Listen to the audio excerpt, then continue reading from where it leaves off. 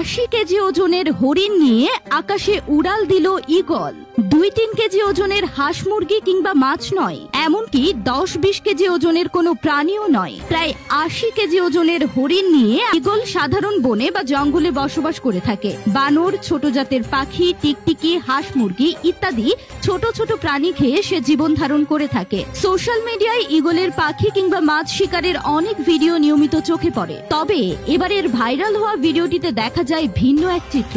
ভিডিওটিতে দেখা যায় একটি হরিণ একা একা পাহাড় বেয়ে উপরে উঠছে। হরিণটির ওজন প্রায় 80 কেজির কাছাকাছি হবে। হঠাৎ কিছু বুঝে ওঠার আগে একটি ঈগল ঝাঁপিয়ে পড়ে হরিণটির দিকে। একটি গোল্ডেন ঈগল, এদের ওজন প্রায় 30 কেজি পর্যন্ত হয়ে থাকে। কিন্তু প্রায় 2 মণ ওজনের হরিণটিকে নিয়েই বিমানের মতো আকাশে উড়াল দেয় ঈগল পাখিটি। আশ্চর্যের বিষয় হলো এই 160 কেজি পর্যন্ত হয়। অন্যদিকে একটি বাচ্চা হরিণের ওজন কমপক্ষে 80 থেকে 100 কেজি হয়। ভাইরাল হওয়া ভিডিওটিতে ঈগলের শিকার করা হরিণটি দেখতে বাচ্চা হরিণের মতোই মনে হয়েছে, যার ওজন আনুমানিক 80 কেজির মতো হবে। মূলত ছোট জাতের পাখি, টিকটিকি, হাঁস মুরগি খেয়ে জীবন ধারণ করে থাকে এরা। তবে ঈগল সবসময় জীবন্ত প্রাণীকে খাবার হিসেবে গ্রহণ করে। একটা প্রাপ্তবয়স্ক ঈগলের ওজন প্রায় 30 কেজি এবং এরা লম্বায় প্রায় 30 থেকে 35 ইঞ্চি হয়ে থাকে। এছাড়া একটা পূর্ণবয়স্ক সুস্থ ঈগল 11,000 ফুট উপরে উঠতে পারে। এরা লোকালয়ের বাইরে এবং কমপক্ষে 100 ফুট উপরে বাসা তৈরি করে প্রজনন ঘটায়। ঈগলের দৃষ্টিশক্তি এতটাই তীক্ষ্ণ যে